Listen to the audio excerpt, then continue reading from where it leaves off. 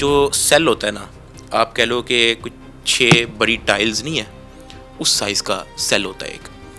Washroom उधर covered नहीं होता है, वॉशरूम के आगे एक छोटी सी दीवार लगी होती है, यानी कि अगर आप खड़े हुए हो तो आप नंगे हो, बाहर से जो भी आपको देखेगा आपको नंगा देखेगा पूरी तरह। एक इंचार्ज गुजरा, 15-20 मिनट के बाद गुजरा, मैंने उसको आवाज़ दी, मैंने कहा सर बात सुनना। तो कहता हाँ जी। मैंने कहा यार वो सामने बॉटल पड़ी है खाली, वो मुझे पकड़ा दें।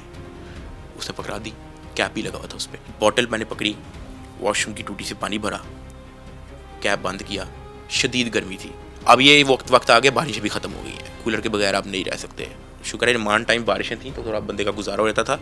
ये बारिशें ख़त्म हो गई हैं, शदीद पसीना, मतलब दिल ही नहीं करता। पंखा तो था लेकिन उसकी हाइट बहुत ऊंची थी, वो उन्होंने इसलिए की हुई थी ताकि कोई सुसाइड ना कर ले। मैंने अपनी कमीज़ उतारी, कमीज़ उतार के ना मैंने अंदर बॉटल डाली, उसको लपेटा, सर के नीचे रख के सो गया। मैं 2 दिन ऐसे ही सोया। हाँ, आप घर से मंगा सकते हो चादरें, लेकिन मेरे घर वाले आए थे कुछ थर्ड डे 2 दिन आपने ऐसे गुजारे, ठीक। तीसरे दिन मेरे घर वाले आए, तो घर वालों के साथ भी मुलाकात ना इस तरह से होती है, हफ्ते में एक बार मुलाकात होती है जेल के अंदर। ये SOP है। मूवीज़ में नहीं आपने देखा, दरमियान में शीशा लगा होता है, एक तरफ एक बंदा बैठा होता है, दूसरी तरफ दूसरा बंदा बैठा होता है, और आपके आगे एक लैंडलाइन होता है और आप लैंडलाइन के थ्रू बात करते हो। शायद आपने किसी मूवी में देखा हो।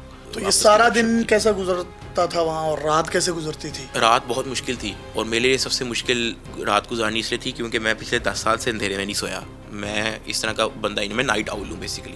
मुझे तकरीबन अंधेरे वाली रूटीन करते करते मुझे ना 6 हफ्ते लग गए। रात को मैं वक्त गुजार लेता था अखबार पढ़ के, ज़िंदगी में मैंने अखबार नहीं पढ़ा। तो आपसे रिलेटेड खबरें भी कभी मिलती थी? आती ही।